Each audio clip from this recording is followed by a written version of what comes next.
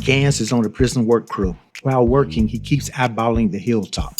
Suddenly, a truck appears. The guards and the prisoners stop work as the truck approaches. Billy Bear gets out. He claims to have car trouble and asks the guards for assistance. Gans jumps in with his 2 cents and insults Billy Bear. The two men begin to brawl. The guards are frozen with indecision. Suddenly, Gans and Billy Bear pop up with guns. They shoot the guards and make an escape.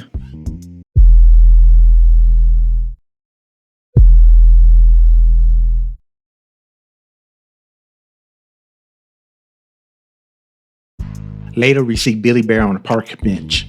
Next to him is a cat with an extra hole in his head.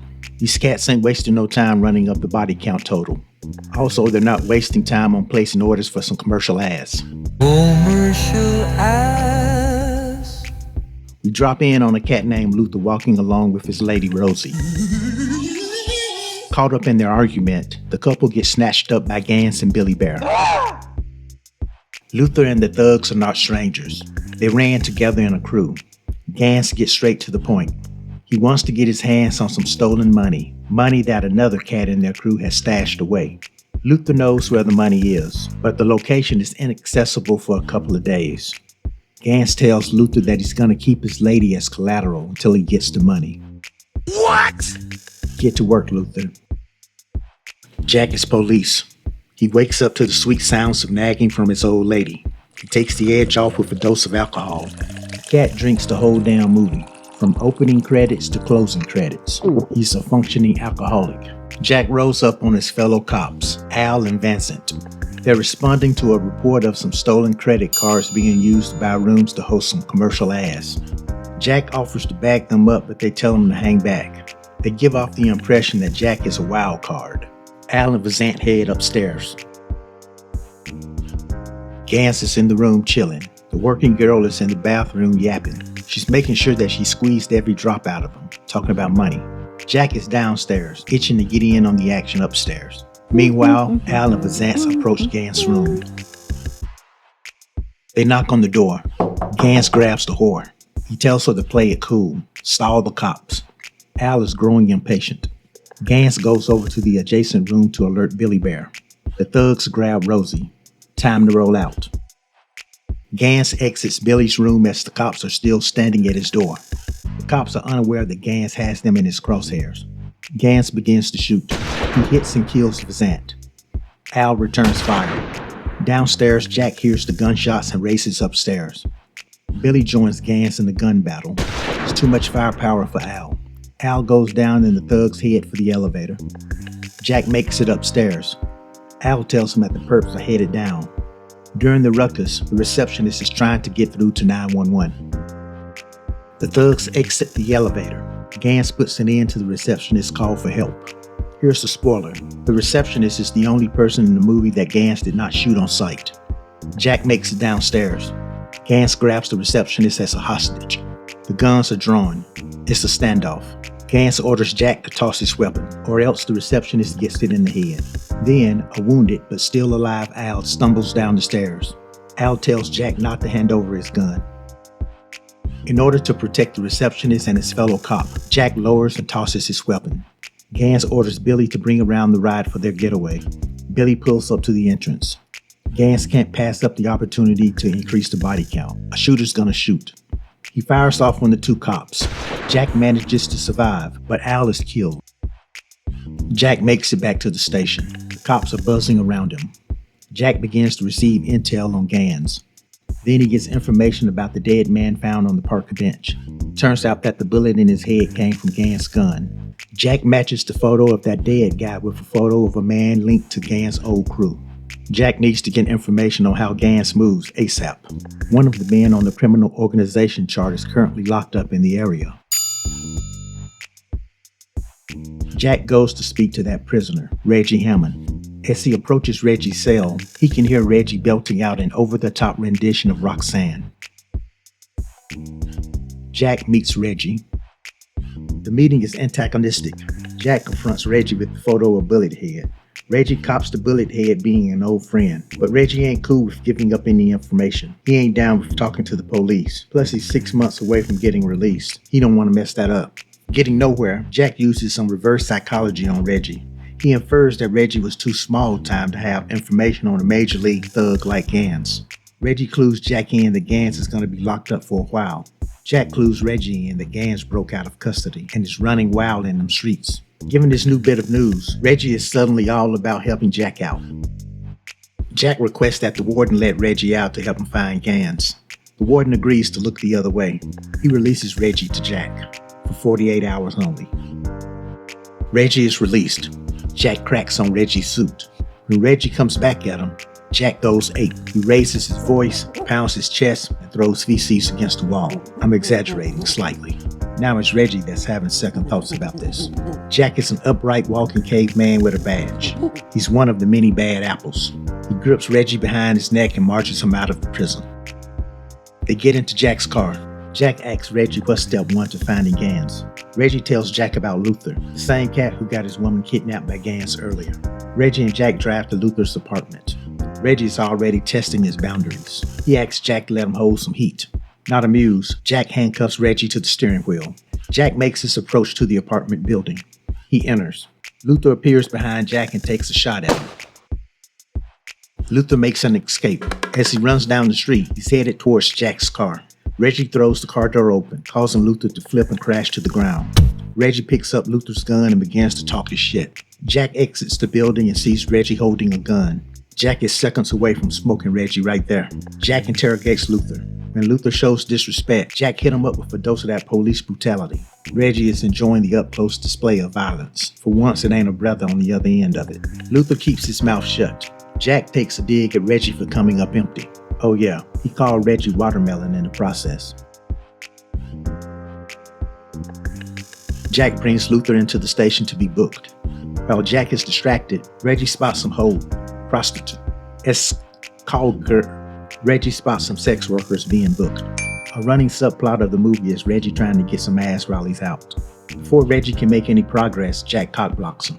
During the short amount of time, Reggie has already grown tired of Jack treating him like a red-headed stepchild with bad credit. When Reggie asks for a meal, Jack mocks him with a single candy bar. The next destination on their hunt is a club where Billy Bear used to work. Jack knows this neighborhood to be dangerous. He instructs Reggie to just follow his lead when they get inside. Reggie tells Jack that the only thing protecting him is his badge and his gun. Jack counters that it's all about how you carry yourself in dangerous situations. Reggie offers a bet. If he takes the lead in this interrogation and manages to get valuable information, he wants Jack to let him go off on his own to pursue some ass. But if Reggie fails, Jack wants him to come clean and give every detail about Gans and his motives. Bet. Jack even lets Reggie use his badge to make him look authentic. They step inside and straight up hee-haw in that junk. The hunky-tunk is on blast. Titty meat is on display. It's a hoedown. Them folk is rebel yelling. They yeeing and they hawing. Jack has already declared victory on their bet. Reggie is a fish out of water. He makes his way over to the bar. The bartender tries to intimidate Reggie. Reggie inquires about Billy Bear while flashing Jack's police badge. Jack is observing from a short distance. When the bartender continues to give the runaround, Reggie throws a bottle through his glass display. He tells the bartender that he's going to question the patrons. Reggie raises the threat level as he insults the crowd of rednecks. One cat has had enough. He let Jack Daniels talk him into swinging on a cop, albeit a fake cop. Reggie punches the guy and lines up the other rednecks who threaten to join in on the attack. An onlooking Jack almost brought out his gun. Reggie states his business. He's searching for Billy Bear. When one patron tries to escape, Jack apprehends the man to assist Reggie. Reggie pats down the detained rednecks. He manages to lift a gun and a knife off of them in the process. One of them doesn't believe Reggie's story. Reggie holds his cover. He lets the guy know that things could get a lot worse for him. Reggie returns to the bartender with threats to break more shit in his bar. The bartender gives up intel that Billy Bear's old lady lives right up the block in Chinatown. Before leaving, Reggie makes a proclamation that they haven't seen the last of him. Reggie struts out the club, patting himself on the back. Jack seizes the gun that Reggie lifted off dude on the inside, and the knife. Jack rewards Reggie with an empty gun. Good luck if you run into Gans with an empty gun. Jack and Reggie follow the lead. They head up to Billy Bear's girlfriend's apartment. Once there, they stake out by her window. Reggie is puzzled by the content on the girlfriend's TV. Back in the 80s, they had these fitness shows on TV where women in spandex were bending over in slow motion. The best one was the 20-minute workout. Now, I didn't need 20 minutes. I could finish my workout in about 2 minutes, give or take a few seconds. Then I was off to school. Jack kicks in the door. One chick cracks Reggie with a baseball bat while the other one has drawn on Jack. Reggie tries to punk the woman into surrendering by relaying that Jack is crazy, which he is. But Jack conversely tries to convince the woman otherwise. Eventually things calm down. Girlfriend tells Jack that Billy Bear ain't there, nor will he ever be there again. She told him that Billy Bear tends to hit it, quit it, and then forget it. Having struck out on that lead, Jack is getting fed up with Reggie and the lack of progress.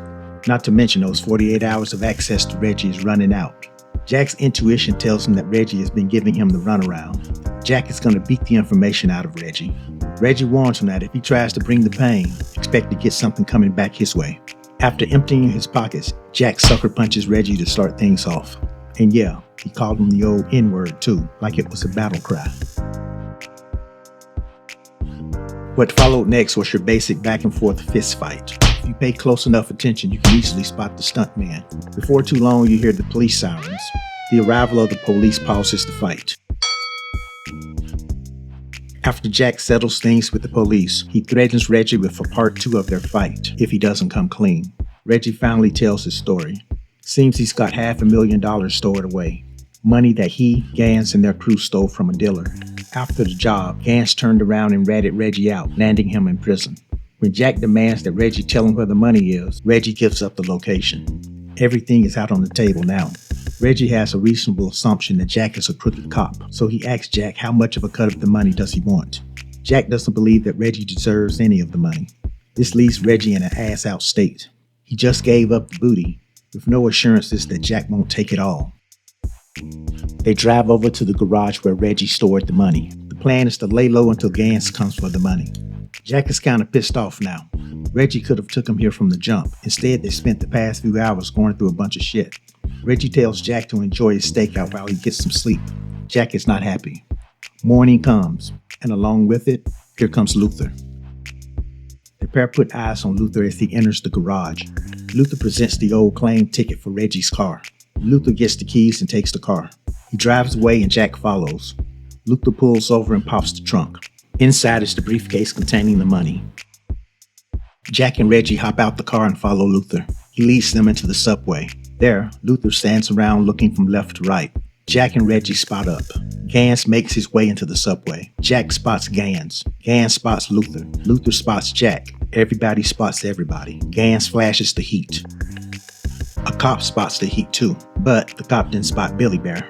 Billy Bear shoots the cop. Gunshot sparks chaos. People start running every which way. Reggie goes after Luther and the money. Jack goes after Gans and Billy Bear. By the way, a side note on Rosie. Old gal had one line in the whole movie. The rest of her time, she was getting yanked around by Billy Bear. Chick probably had a bad case of whiplash for the next 6 months. The bad guys make it down to the platform and get on. Jack searches the cars for them. Just as he finds them, another cop from above gets the jump on Jack. Frozen with no time to explain or prove that he's the police, Jack watches as Gans gets away. Outside of a nightclub, Reggie calls Jack to meet up. While Jack is en route, Reggie goes inside to test his game. He tries to mac, but all he gets from the sisters is the back of their heads. With time running out on the game clock, Reggie goes for a more direct approach. He's basically just walking up and asking for ass. He out here cold calling the booty. Now while this approach seems doomed to fail, there is a principle called the shotgun approach. Basically, if you cast a wide enough net paired with repeated attempts, someone will eventually say yes. That person is Candy. Now it probably helped that her name was Candy. I'm just saying that names do matter. A woman named Marianne is more likely to show up at your doorstep with a pie that she baked for you. Whereas a woman named Ginger is more likely to show up at your doorstep trying to sell you some pie. Back to the movie. Candy is not offended at the assumption of being a hoe. She's just put off at how Reggie verbalized it. So Candy is down. Reggie celebrates too soon. He's broke and doesn't have any money for a hotel room. Trombone, please.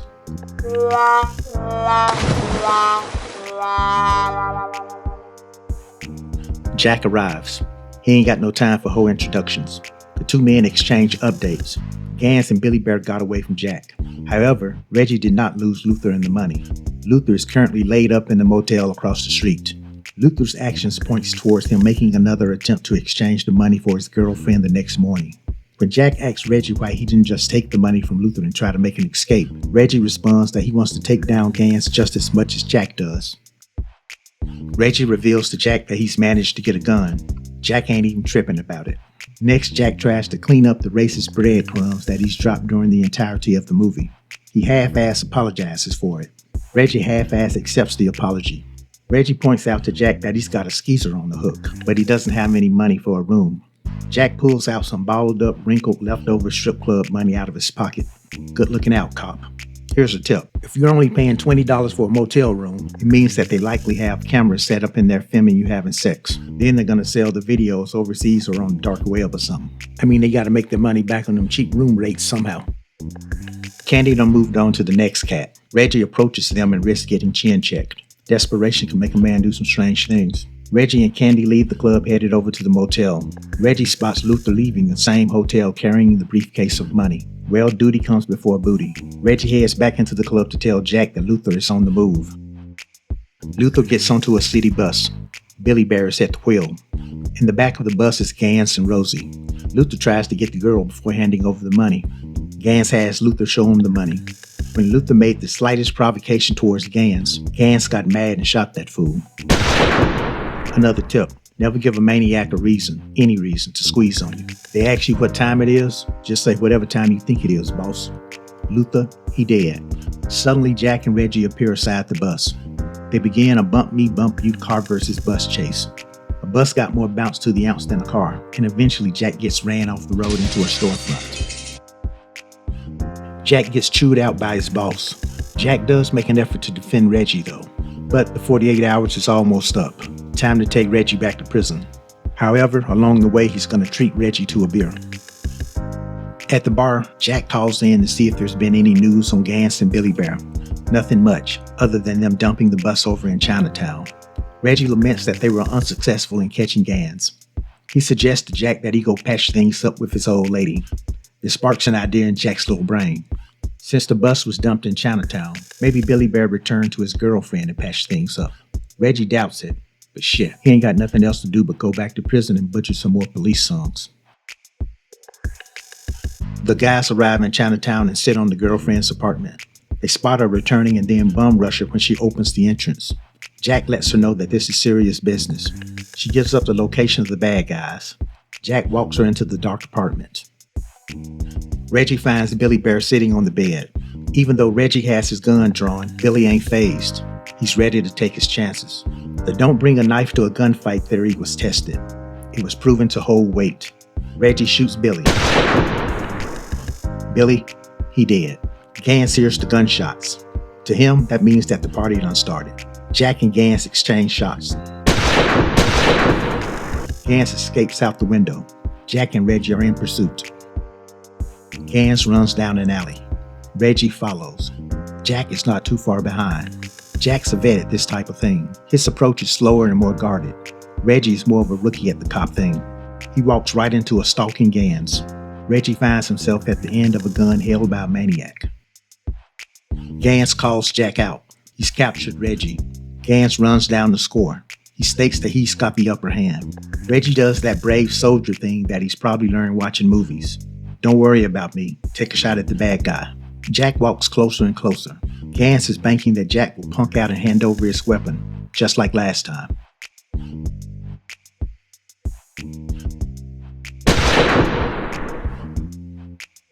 Nope. Reggie is shocked that Jack took the shot. Gans is confused and rattled by the taste of lead. He's used to being the one doing the shooting, not the one getting shot. Jack waits for his next move. He wants to see his eyes when he finishes him off. Gans charges at Jack and eats what's left in Jack's gun. Gans, he dead. Mission accomplished. They got Gans and they got the money. Plus Reggie got it in. He tries to pay Candy for her services. She tells him that she's not a working girl. My bad. You quack like a duck, so I figured you were a duck. Reggie says his goodbyes. Candy's acting like she in love.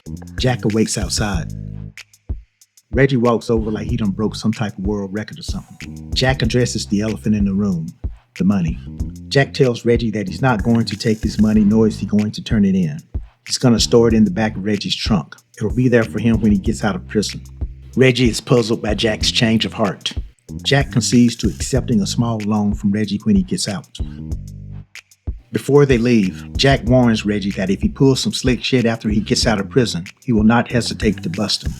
Reggie pledges to go straight when he gets out, but he doubts that Jack could ever catch him if he didn't. Jack proves that not to be the case as he catches Reggie trying to pocket his lighter.